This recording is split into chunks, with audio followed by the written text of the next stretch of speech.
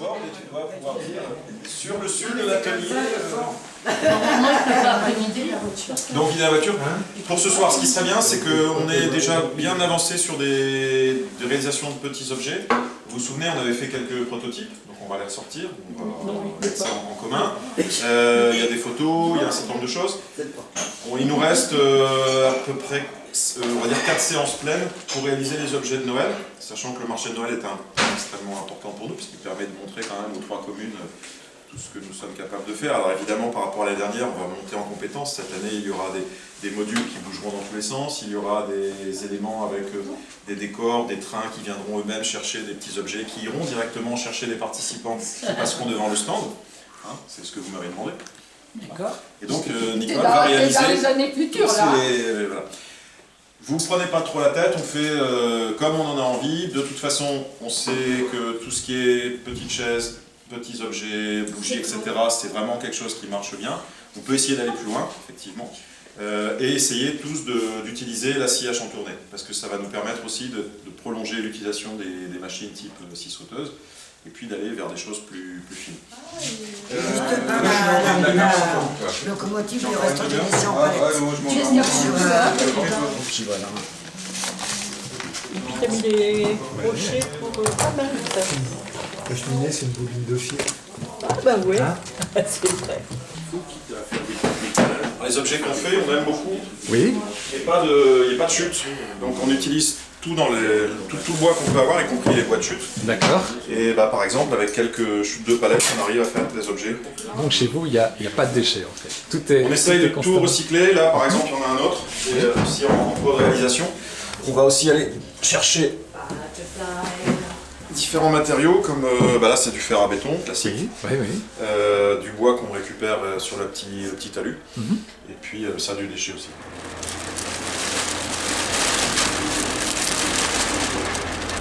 Et qu'est-ce qui vous plaît dans cette activité? Oui, une bonne ambiance. Pour moi, ça me détend. D'accord. Je pense plus à rien. Et puis, bon, on rigole pour l'association. Et puis après, on fait pour nous. Là, on est en train de faire un truc pour le jardin. Voilà, je trouve que c'est bien.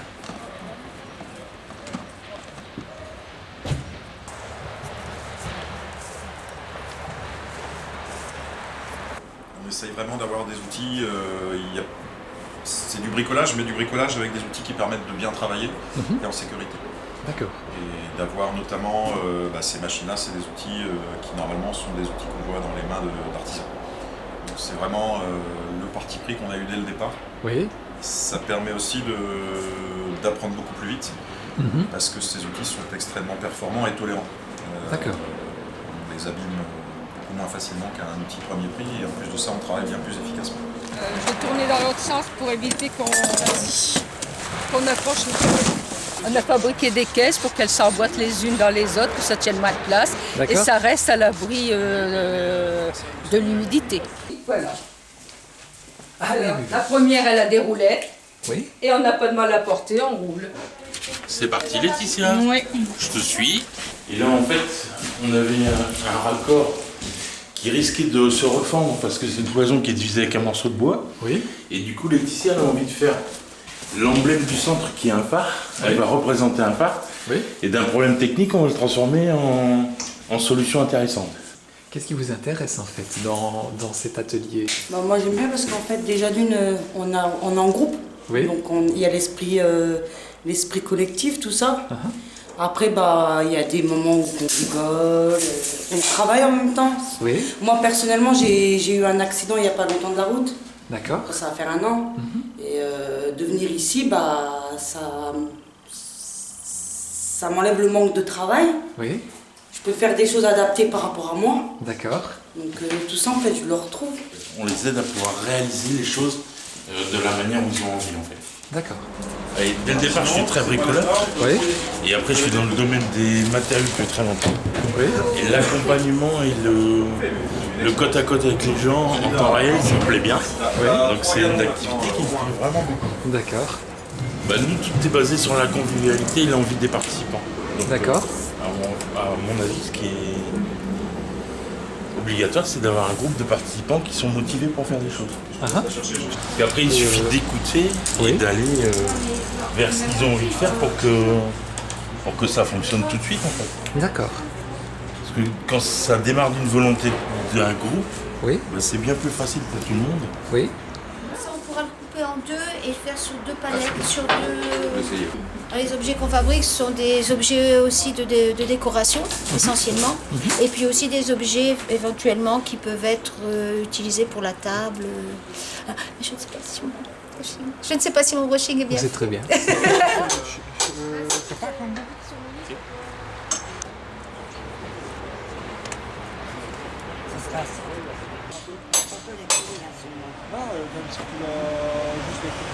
Sur l'historique de l'atelier. Oui, de quelle manière? Au départ, ça part d'un besoin précis d'un des centres sociaux de la région du Valenciennois, qui voulait faire dans un jardin familial une petite terrasse pour que les aînés puissent venir s'asseoir, se poser pendant que les plus jardiniers les plus vindicatifs puissent travailler. Et donc on nous a demandé en tant qu'artisan de venir encadrer ces personnes-là pour créer une terrasse en palette recyclée. Et de là est partie l'idée qu'il y a des gens qui ont vu, des adhérents, qui se sont dit c'est vraiment sympa, et la direction a dit pourquoi est-ce qu'on ne pourrait pas proposer quelque chose de plus pérenne que simplement un événement. Et donc derrière on a commencé, pas très loin d'ici, à Marly, le premier atelier du genre, où effectivement des gens sont venus créer des objets. Alors au départ c'était des objets essentiellement utilitaires, des chaises, des choses où on prend une palette, on la transforme un petit peu et ça fait un objet. Puis de plus en plus ces personnes-là ont souhaité développer des compétences, utiliser des outils qu'elles voyaient passer mais qu'elles ne savaient pas forcément utiliser.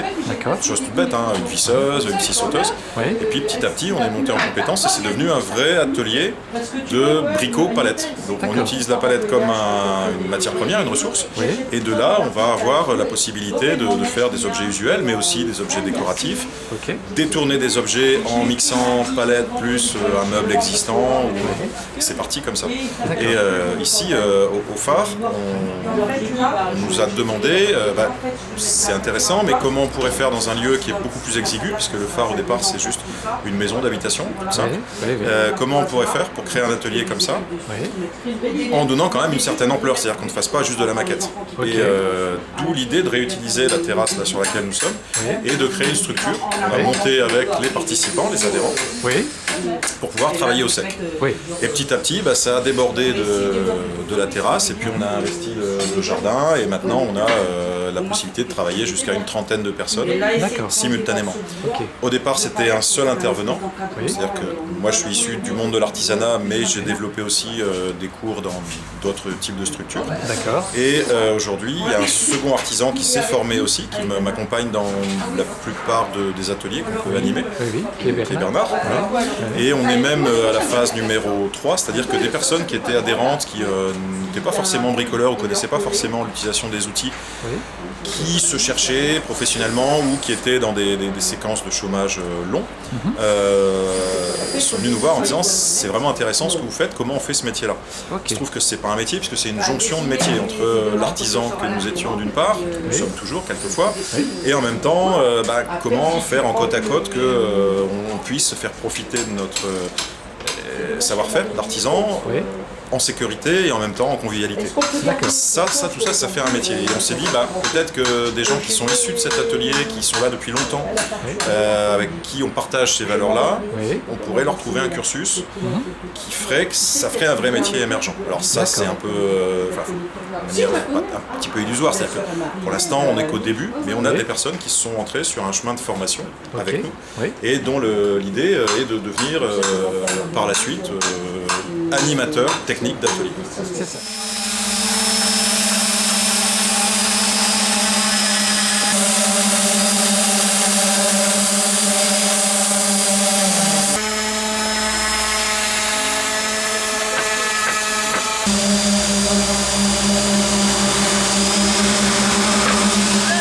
Moi, ça me plaît de bricoler les choses, tout faire. Oui. Et qu'est-ce que... le bois. D'accord. Et qu'est-ce que vous allez faire ici? Qu'est-ce que vous allez construire? On va faire une petite armoire.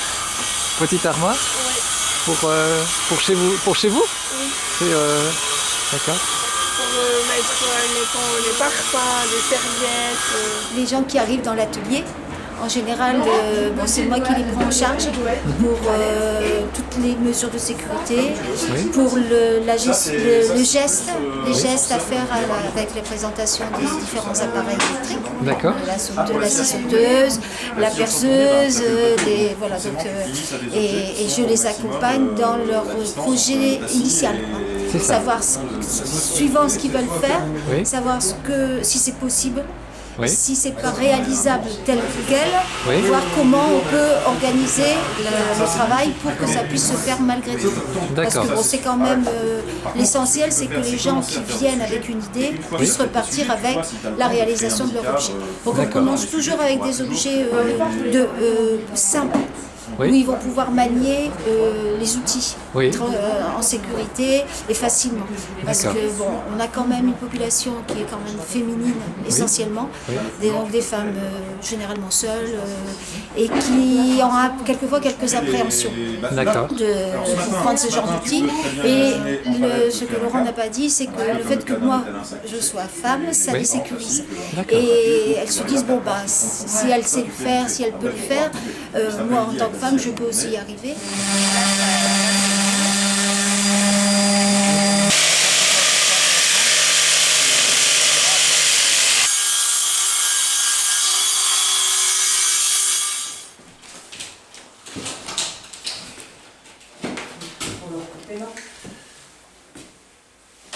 Alors l'atelier Palette est né de l'engouement, l'intérêt que portaient des habitants du quartier pour le bricolage, la bricologie. Et il y avait déjà des habitants qui avaient de grandes compétences. D'accord. Et donc on a imaginé une action, quand je dis on, avec l'équipe, et puis les membres du comité de projet, les habitants, sur le développement d'une activité où chacun pourrait venir construire des choses, développer des compétences justement dans le champ du bricolage. D'accord. Et nous avons par ailleurs fait la connaissance de Laurent, qui est un artisan, qui est déjà en activité dans une structure de la CSRV.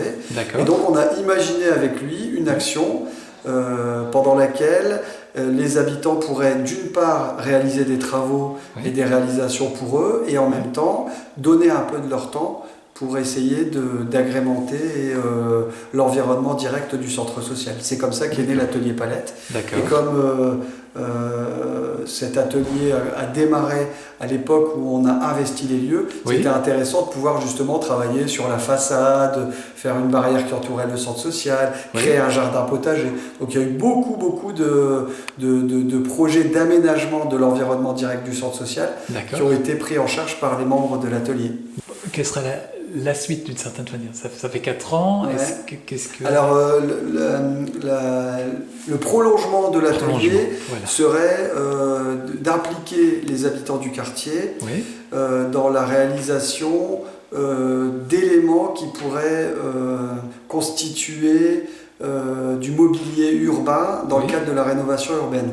C'est-à-dire que Valenciennes Métropole, notre PCI, qui est très impliqués aussi dans cette action, nous propose de qualifier les habitants et petit à petit de continuer à accompagner leur montée en charge au niveau des compétences, de manière à ne plus être exclusivement sur le travail du bois, mais pouvoir y associer du fer forgé.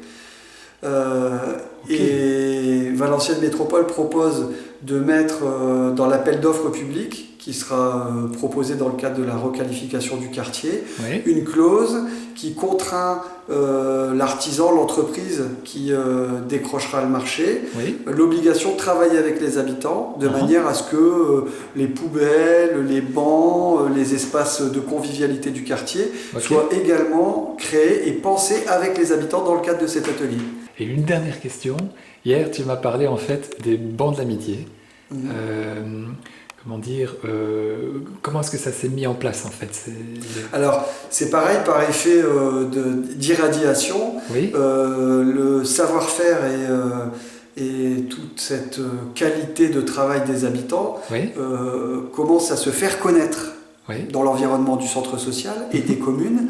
Et donc de plus en plus nous sommes interpellés et par des particuliers qui voudraient que les habitants et les membres de l'atelier fabriquent pour eux un salon de jardin, un équipement de mobilier d'intérieur, et aussi par les collectivités directement.